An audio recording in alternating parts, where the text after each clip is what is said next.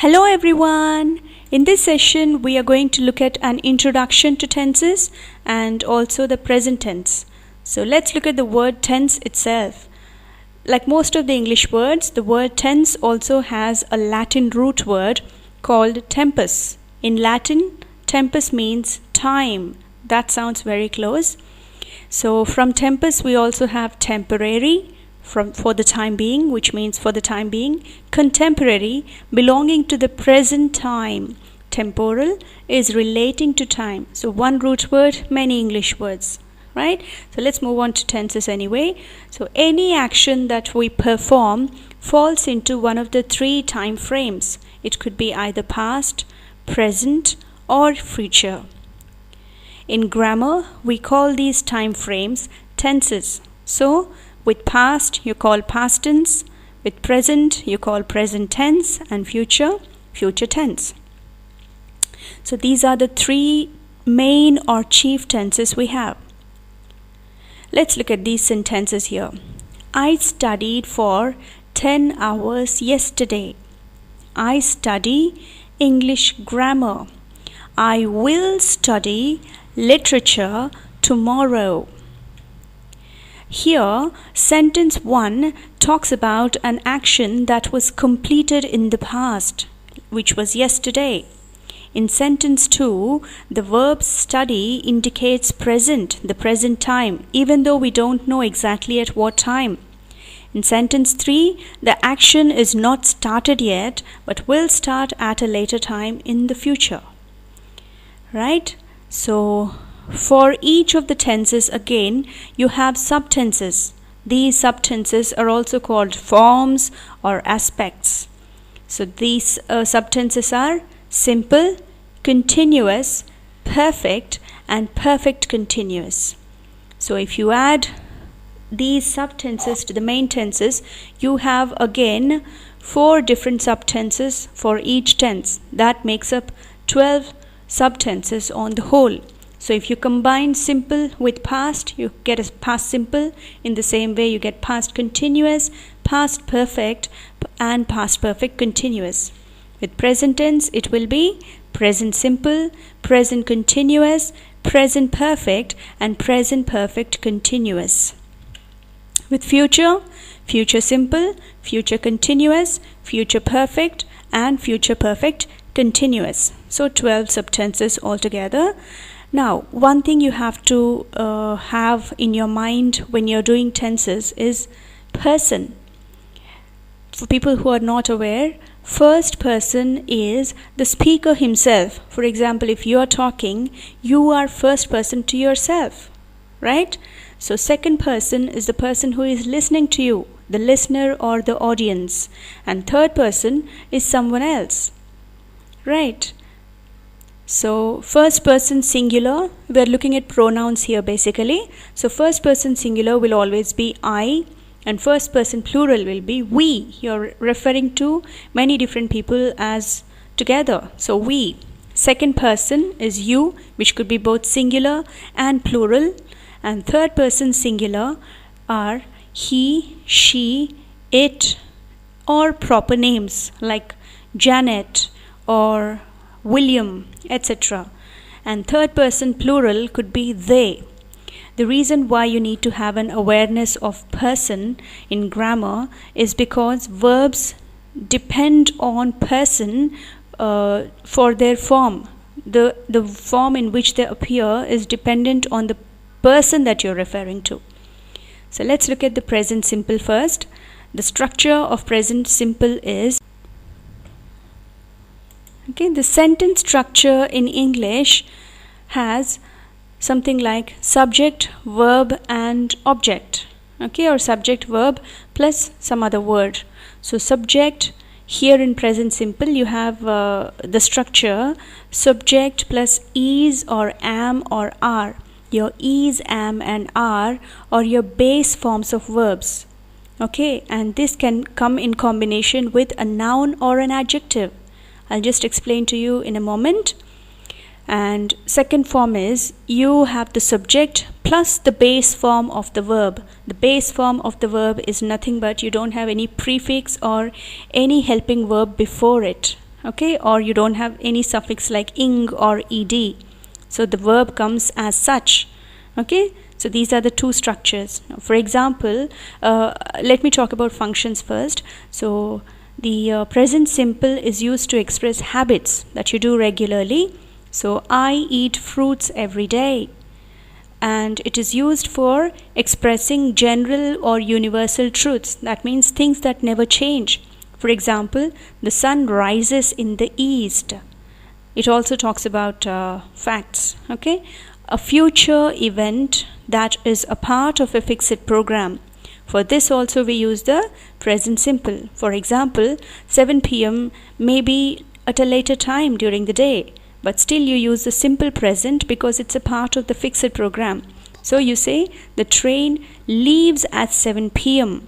You don't have to say the train will leave or the train is going to leave. You just simply say the train leaves at 7 p.m. like a statement.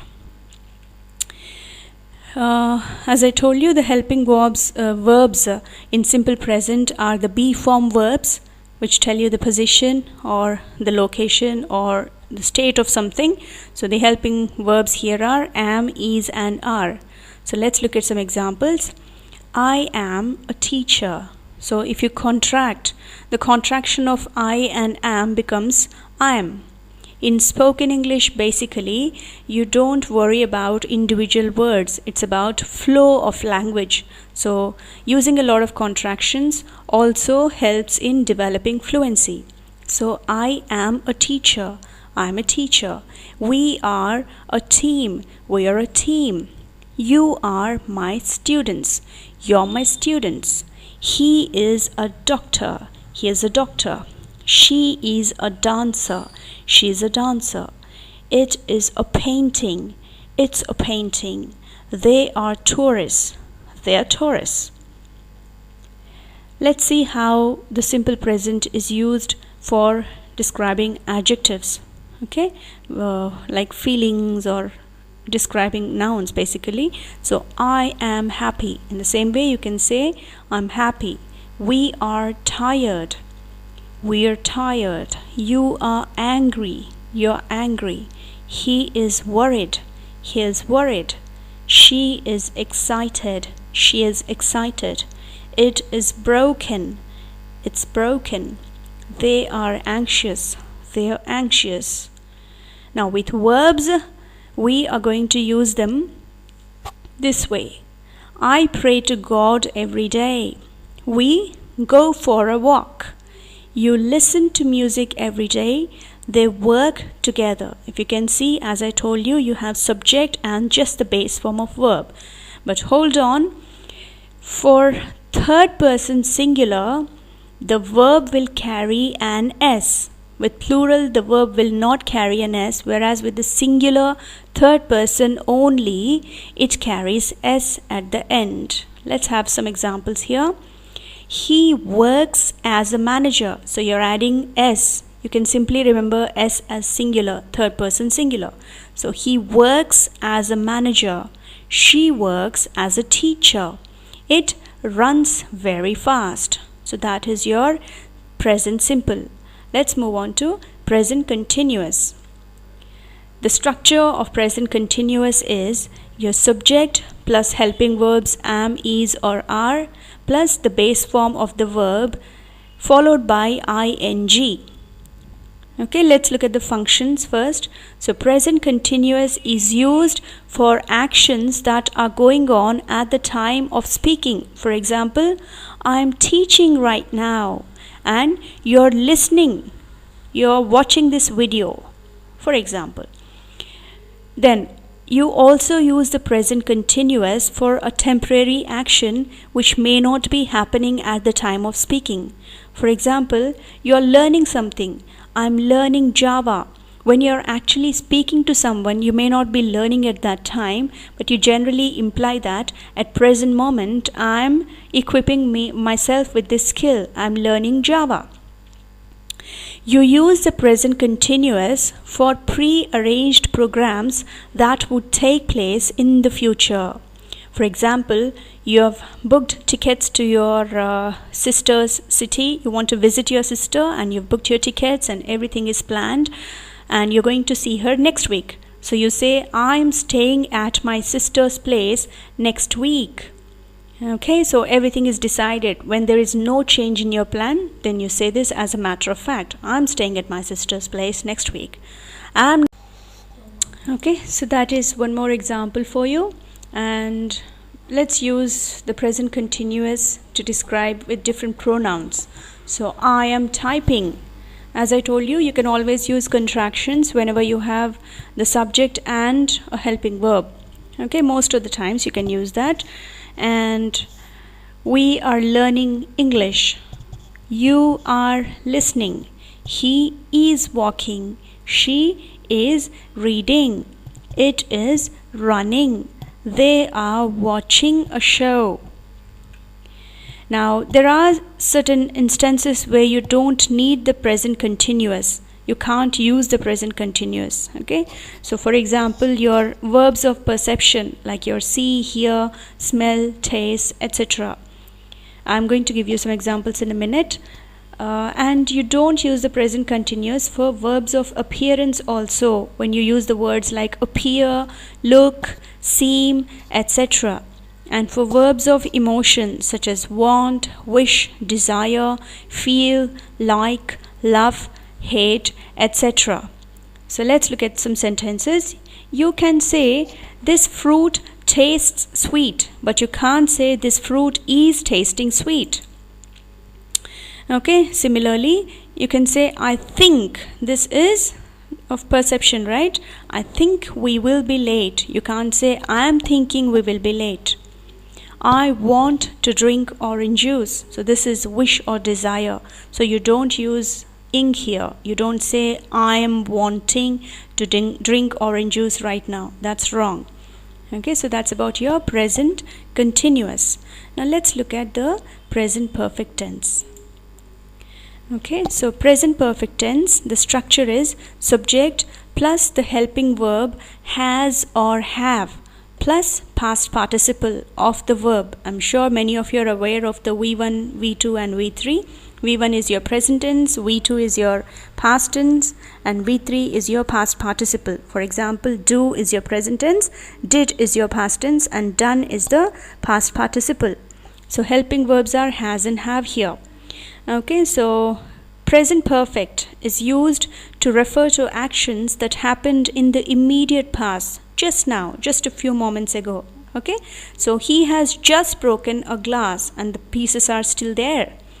And you also talk about actions whose effects are still felt. That means, for example, if you say I have finished my homework, that means you're done with it and you're free. So the effect of that finishing is felt in the present time. And the present perfect is also used for past actions whose time is not given and which is not definite. For example, I have never seen him angry. So we don't know from what time somebody is talking. Okay, and we don't know till what time they mean. Never means never. I have never. Okay, so some examples again. I have eaten a fruit. We have learnt prepositions. You have been ill. You have been ill since last week. They have traveled to Europe. Okay, let's look at some more examples. As I've mentioned, with third person singular, we always have s at the end. So instead of have, we use has. So, he has eaten a pizza. She has lived in London for 3 years. It has stopped working. Now, let's move on to the present perfect continuous. So, the structure of present perfect continuous is you have a subject plus have or has for present perfect plus been, okay, which is a be form verb, plus the verb in its base form followed by ing. Okay, so the present perfect continuous is quite straightforward. It is used to talk about an action that began at some time in the past and is still continuing. Now this one here is my favorite example. I have been waiting for the bus for an hour. So you started waiting for the bus an hour ago and you're still waiting for it. The action has not completed yet. We have been learning tenses. You have been listening. They have been running for 2 hours. Okay? Now, as I mentioned, you again use has for third person singular. So he has been drawing this picture since 3 p.m. Is not done yet. She has been preparing dinner for an hour. It could be some liquid such as water. It has been boiling for 10 minutes. Okay, so this is how you use present perfect continuous. Now let's have a look at this little table with the structure of all the present subtenses. That's the present simple, present continuous, present perfect, and the present continuous perfect at a glance. So present simple, the structure will be subject plus am or is or are plus a noun or adjective. And if it is a verb, you use subject plus the base form of the verb. And if it is a third person, you add s to the base form of the verb. If it is a present continuous, you have the subject plus the helping verbs am or is or are plus the verb in its base form and the ing at the end. With present perfect, you have the subject plus has or have plus the past participle, which is the V3 form of the verb. We're going to discuss the V1, V2, V3 in one of the sessions later. So with present perfect continuous, you have the subject plus has or have plus been plus working. The verb plus ing. Okay, so that shows that it is continuous. Present perfect continuous. So that's the end of this session. Thank you for watching and please subscribe to my channel. Thank you.